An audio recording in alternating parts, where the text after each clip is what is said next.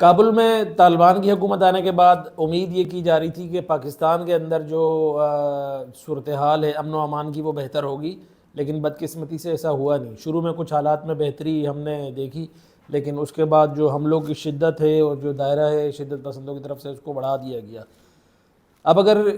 اسی دوران ہم دیکھیں تو بھارت کے اندر جو مودی حکومت ہے، جو ایک شدت پسند ہندو توا پہ یقین رکھنے والی حکومت ہے،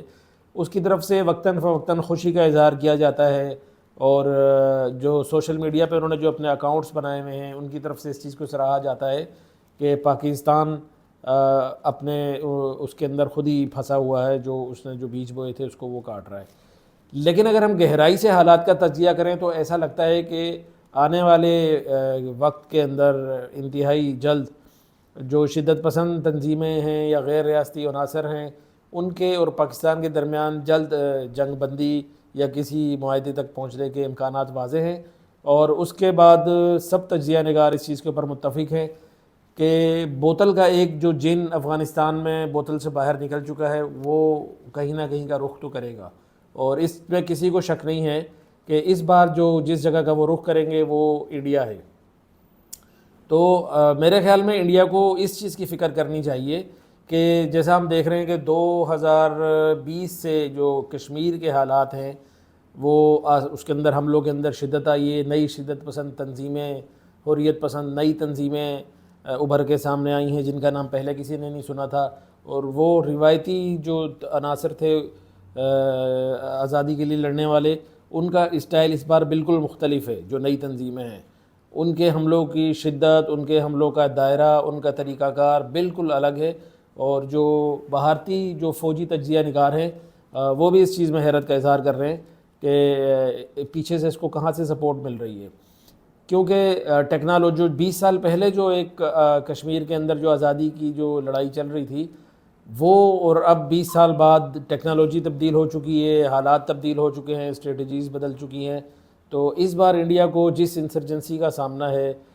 جس قسم کے جنگجوؤں کا سامنا ہے، انڈین فوج ان سے ڈیل نہیں کر پا رہی۔ لیکن اس سے بھی بڑھ کر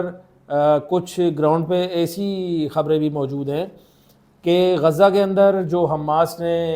ایک مثال قائم کی ہے اسرائیل پہ حملوں کے ذریعے سے، جو دوسری شدت پسند تنظیم ہے، دیکھیں شدت پسند تنظیموں کا آپس کے اندر ایک دوسرے سے گہرا رابطہ ہوتا ہے اور وہ ایک دوسرے کو کاپی کرنے کی کوشش کرتے ہیں۔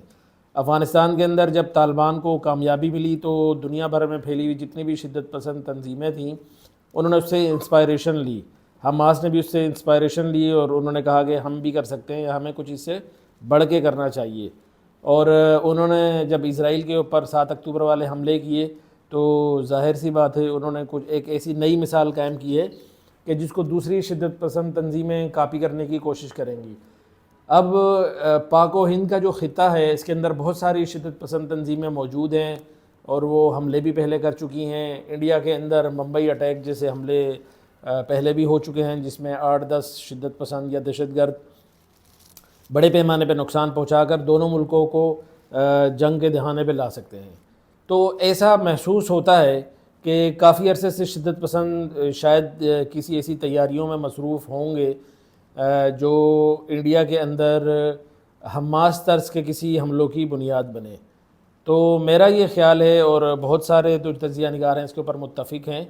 کہ ہندوستان اور پاکستان، بھارت، انڈیا اور پاکستان کو ایک دوسرے پر ہونے والے حملوں پر خوش ہونے کے بجائے اس مسئلے کو مستقل حل کرنے کی طرف کی پیش رفت کرنی چاہیے، ورنہ اگر وہ انڈیا جو آج پاکستان پر حملوں میں خوش ہو رہا ہے کل ہم کو یہی انڈیا الزام لگاتا ہوا نظر آئے گا کہ ان کے اوپر جو ہونے والے انڈیا میں جو حملے ہوئے ہیں، اٹیکس ہوئے ہیں، اس میں پاکستان کا ہاتھ ہے۔